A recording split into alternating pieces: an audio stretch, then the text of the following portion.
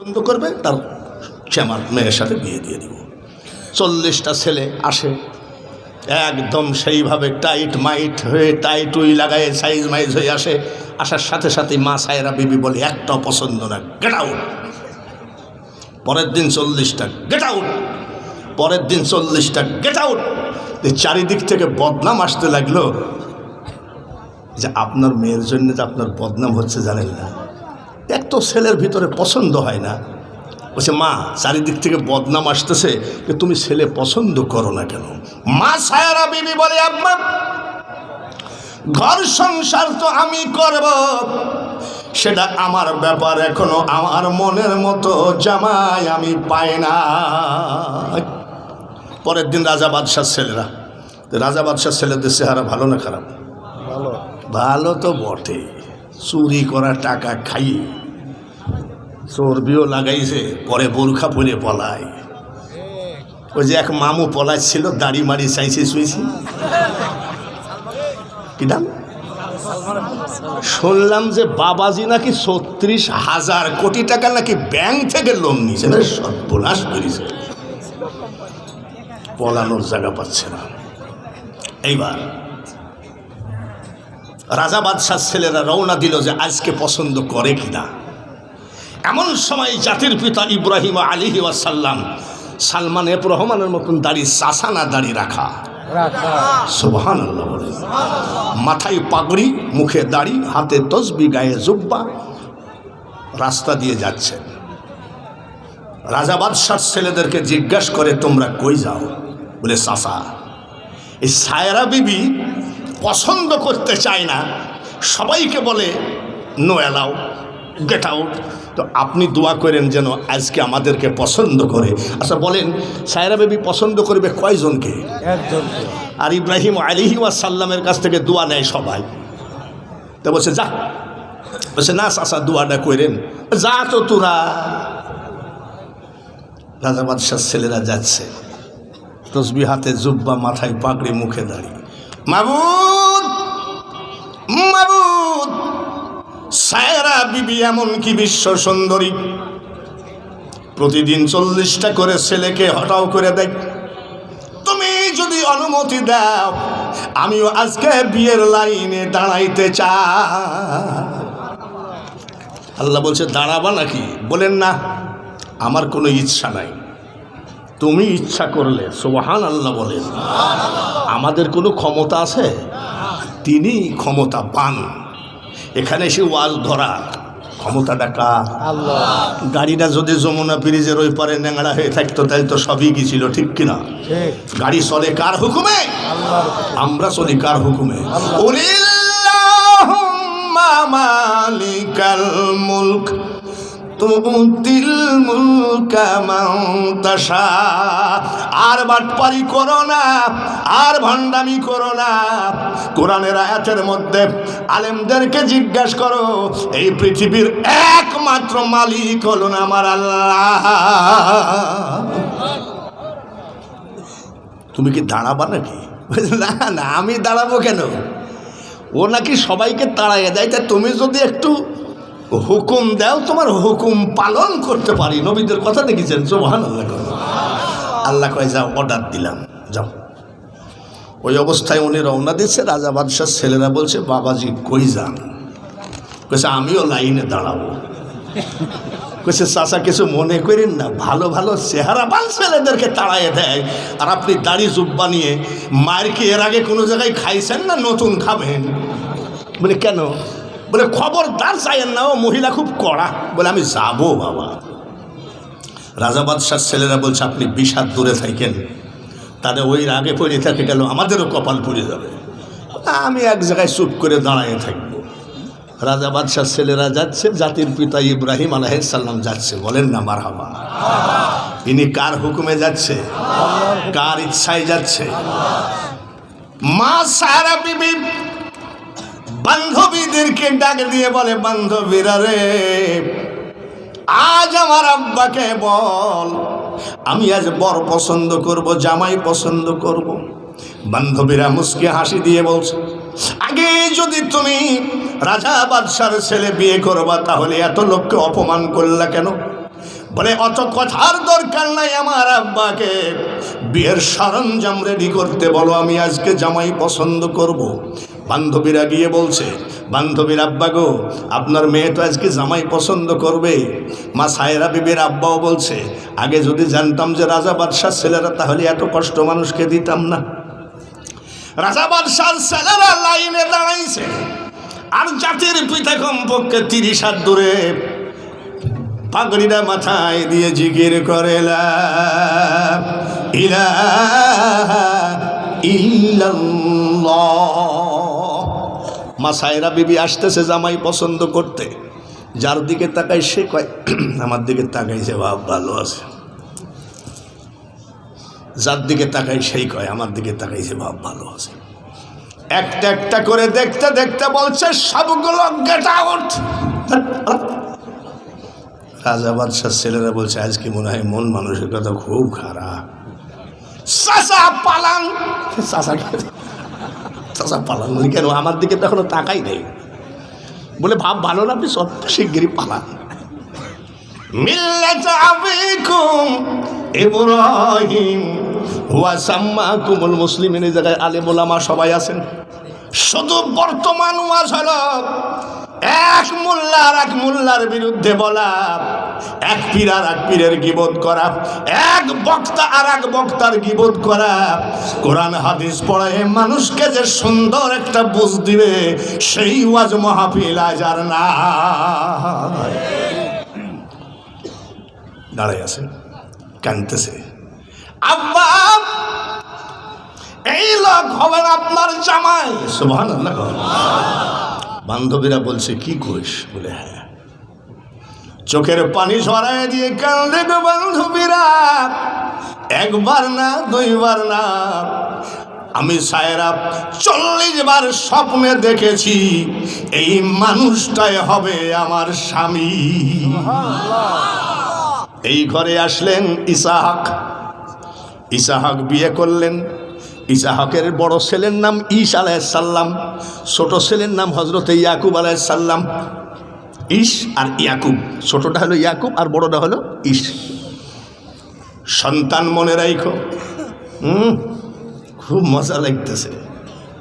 আব্বা এটা কিনে দাও, আব্বা ওটা কিনে দাও। আব্বার কাছে টাকা আছে কিনা আছে দেখলো না, মুখ দিয়ে চাইলো আর আব্বা এনে দিল। মনে রাখো সন্তান, আব্বা যখন চোখে কম দেখবে, আব্বা যখন আর হাঁটতে পারবে না, তোমার আব্বারও অনেক কিছু খাইতে মনে যাবে তোমার আব্বার দিকে। তুমি যেমন তোমার বাবা সন্তানের দিকে খেয়াল রাখে, প্রত্যেকটা সন্তানের উচিত মা বাপ বিছানায় পড়ে গেলে সর্বক্ষণ খেয়াল রাখা। আমরা 7 ভাই, আমি একাই মাত্র আলেম। তাহলে আমার মাকে একদিন জিজ্ঞেস করছে, আচ্ছা মা তুমি কি কিছু খাবা? শট করে মা চোখের পানি ফেলতেছে। আমি মা তুমি কানলা কেন? বলে আব্বা আরও তো 6 জন বাড়িতে থাকে, সে তো জিজ্ঞাসা করে না। আমি তোমার এত দরকার কি? তুমি কি কিছু খাইতে মনে চায়? বলে আব্বা আজ 1 সপ্তাহ আমার একটা জিনিস খাইতে মনে চায়। কি? খুরমা। আমাদের দেশে গুড় দিয়ে বানায়, লম্বা লম্বা, এটাকে বলা হয় খুরমা। কুসরের গুড় দিয়ে বানায়। আমি এইটা তো 60 টাকা কেজি। 2 কেজি আইনে টলি আছে, টলি ভর্তি করে দিলাম। রাত 3টা, 3:30 বাজে মাহফিল থেকে বাড়ি গেলাম। যায় দেখি, এই খবরদার মার সাথে বিয়াদবি করো না। মার জানলা খোলা, আস্তে করে জানলার পাশে দাঁড়ায় আছি। টলি থেকে খুরমা খায় আর মা চোখের পানি মুছে আর কয়, বাবু এত ছেলে আল্লাহ আমার পেটে দিল, কেউ আমাকে খুরমা দিল না। আর সারা রাত চিল্লায় আমার ছেলেটা খুরমা দিল। বাবু আমি এই খুরমা খেতে খেতে নিশিরাত্রিতে চোখের পানি ফেলাই। আমার ছেলে যত জোরে চিল্লাক না কেন, আমার ছেলের গলা যেন কোনোদিন ডিস্টার্ব না হয়।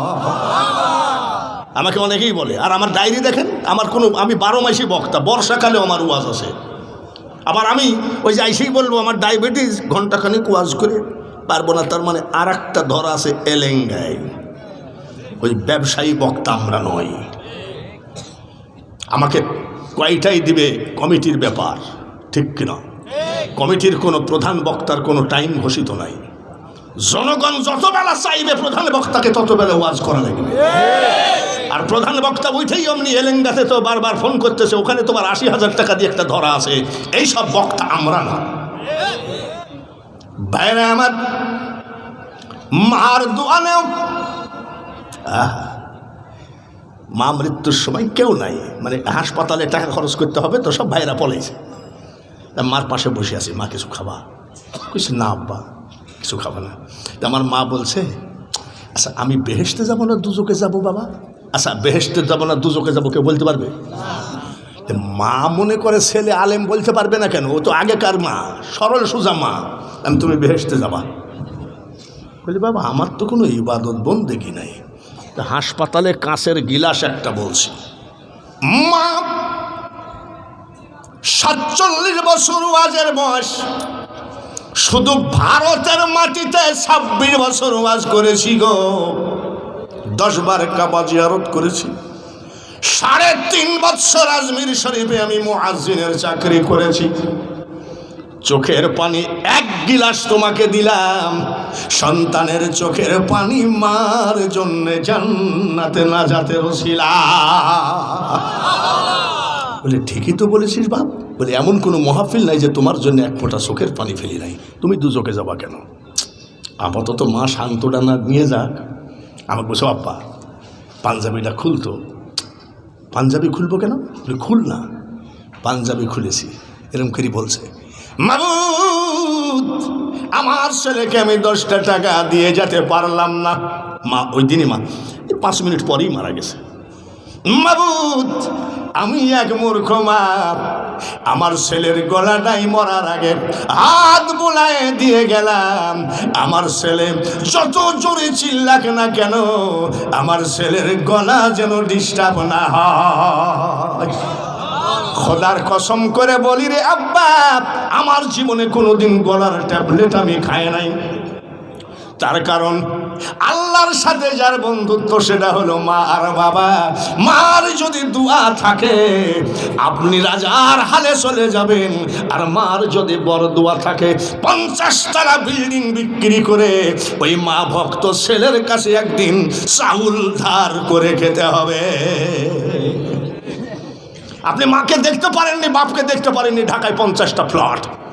আর যে মার ভক্ত বাবার ভক্ত সে গ্রামে মা বাপকে নিয়ে পড়ে আসে। খেরের ঘর, টিনের ঘর, টিনের বেড়া।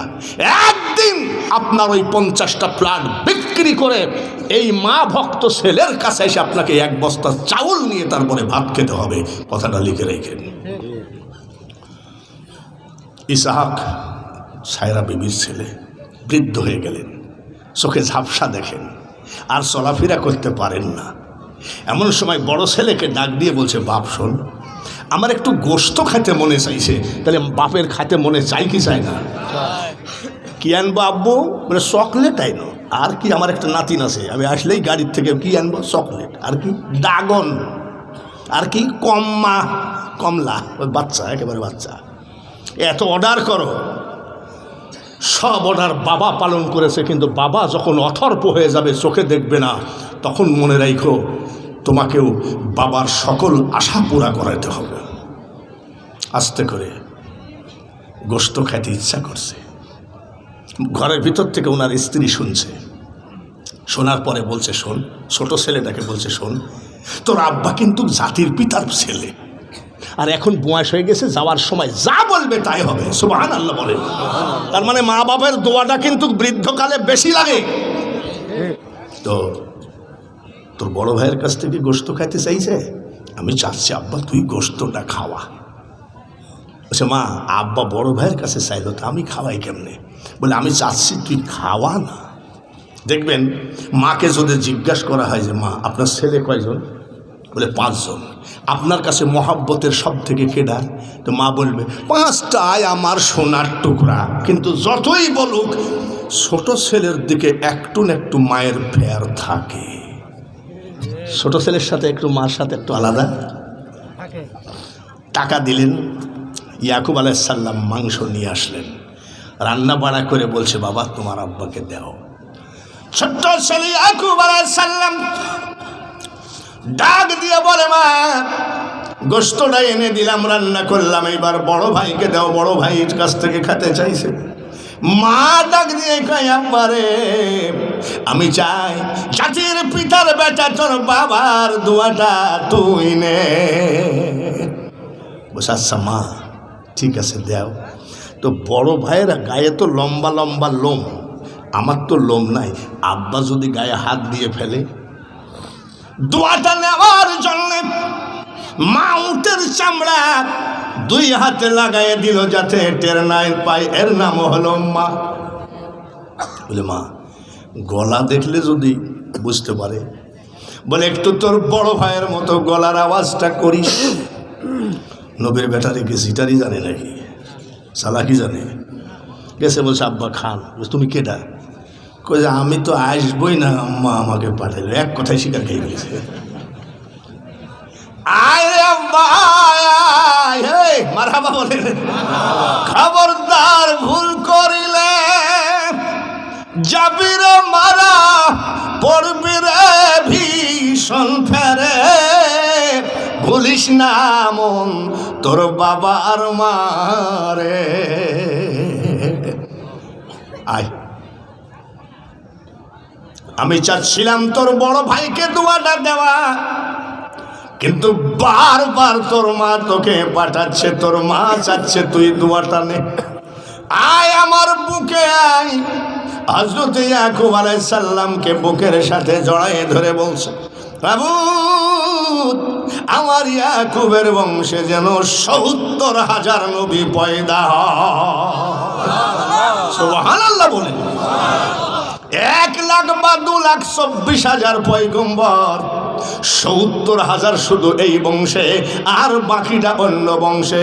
এটা শুধুমাত্র তার বাবা ইসহাকের দোয়া। বাবার দোয়া কবুল হয় কি হয় না? মার দোয়া কবুল হয় কি হয় না? তাই যদি হয় মনে রাখো, এখন হজে কত নেই? 6 লক্ষ। 6 বাপ, 6 লক্ষ টাকা খরচ করে মক্কা মদিনায় গেলে ভণ্ডামি আসলে হজ শেষ নাকি? হজ আর যদি ভণ্ডামি না আসে, হজের নেকি আপনি একটা হজের নেকি পাবেন। আর কলিজার টুকরা মা যার ঘরে জীবিত আছে রে, এখন বাড়ি যাবেন, মা মশারি খাটায় ঘুমাইয়ে গেছে, একটু মশারিটা উঠায়। আল্লাহ রসুল বলেন, কোন সন্তান যদি মার দিকে একবার ভালো নজরে তাকায়, তার জন্য ৭০টি কবুলিয়াত হজের নেকি আমল নামায় জমা হয়। 6 লাখে 1 হজ, আর মার দিকে তাকালে কয় হজ? কবুলিয়াত হজ। এর নাম হলো মা আর বাবা। বাইরে আমার, আমি দোয়া করি মুসাফিরের দোয়া কবুল হয় নাকি? কবুল হয় না? মুসাফিরের দোয়া কবুল হয়, মজলুমের দোয়া কবুল হয়। আমি মুসাফির হালে দোয়া করি রে মরহুম আব্দুল করিম, আল্লাহ তাআলা তাকে যেন জান্নাতবাসী করেন। জোরে বলেন আমিন। তারপরে মা তো বাইসি আছে না? আব্দুল করিমের স্ত্রী বিধবা, আল্লাহ যেন সম্মানের সাথে ইমানের সাথে হেফাজত করে কাফনের কাপড় পরান। ইমরান হোসেন রাহাত, জানি না এখানে আছে নাকি? অত অল্প বয়সে আমি একটা দোয়া করে যাই, ইমরান হোসেনকে, তার পরিবার, ছেলে মেয়ে, তার মাকে নিয়ে একবার কাবার পোশাক না পরায়ে, হজের পোশাক না পরায়ে ইমরানকে যেন কাফনের কাপড় না পরায়। জোরে বলেন আমিন। আর একবার বলেন আমিন। আমাকে মা বাপের ব্যাপারে ওয়াজ করতে বলেছিল, আমি আসলেই বক্তা আপনাদের দোয়ার বরকতে। আমি কি কোনো লাইন বেলাইনে আসি নাকি? রাজি আছেন তো? এবার একটু মা কেমন হতে হবে, বাপ কেমন হতে হবে, এটুকু তো বলা দরকার নাকি? দরকার নাই? একটুখানি জিকির করি লা ইলাহা, আরো জোরে লা ইলাহা ইল্লাল্লাহ, লা ইলাহা ইল্লাল্লাহু মুহাম্মাদুর রাসূলুল্লাহ। মহিলা প্যান্ডেল তো নাই না? মহিলা প্যান্ডেল আছে? মা চাষিরা কি প্যান্ডেলে আছে? হ্যাঁ মা চাষিরা, এবার আপনারা শোনেন, আপনাদের পক্ষে কিন্তু ওয়াজ করছি, ঠিক কিনা? মা চাষিদের পক্ষে না বিপক্ষে? এবার যে ওয়াজগুলো হবে একটু বিপক্ষে হয়ে যেতে পারে, তাই বলে আবার বরদোয়া করেন না যে লোকটা মরে না কেন। আপনারা কি রাজি আছেন তো? ইনশাল্লাহ ছটফট করবেন না, অল্প টাইম হবে। আপনাদের সামনে একটা প্রশ্ন করি, বড় পীর আব্দুল কাদের জিলানী অলি না ভণ্ড? অলি মানে সমস্ত অলিদের সর্দার যিনি, যার নাম আব্দুল কাদের জিলানী। 4 বছর বয়স। কত? মা নিয়ে যায় মাদ্রাসায় দিয়েছে, হুজুরকে বলছে আমার ছেলেদের কোরআনে হাফেজ বানিয়ে দিন। মা চলে গেছে। এই ওয়াজটা শুধু মা চাষিরা শুনবেন। মা বাপের পক্ষে আছি, মেয়েদের ওয়াজের পক্ষে আছে। আমি এখন পর্যন্ত কোনো মেয়েদের বিরুদ্ধে বলিও না, আর বলবো। মা চলে গেছে। উস্তাদ কয় তোমার নাম কি? বলে আব্দুল কাদের। পড়ো।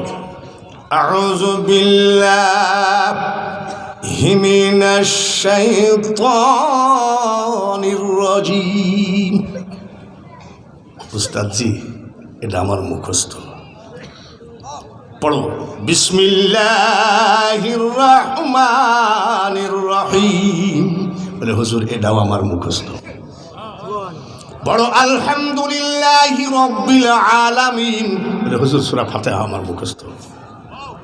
বড় আলিফ লাম মিম যালিকাল কিতাবু লা রাইবা ফি। বলে হুজুর কষ্ট করেন না, এটাও আমার মুখস্থ। বয়স কত? 4 বছর। আরো জোরে কোন? এই ওয়াজগুলো শুধু মা চাষিদের জন্য আমি তুলেছি, না আমার তোলার দরকারই ছিল না। আমাকে মা বাপের ওয়াজ করতে বলেছে, আমি ওর মধ্যেই আছি। কত বয়স? 4 বছর। তো বলছে এই মেয়ে, তোমার কদ্দূর মুখস্থ আছে? বলে 18 পারা মুখস্থ আছে। বলে এটা কি মানুষ না জিন? এটা বাড়ি যাও, বাড়ি যাও। গেছে বাড়ি। বড় পীর আব্দুল কাদের জিলানীর মা জিজ্ঞাসা করে বাবা বাড়ি আসলি কেন? বলে উস্তাদ ছুটি দিয়েছে। তাই রে। বিকাল বেলায় উস্তাদ হাজির।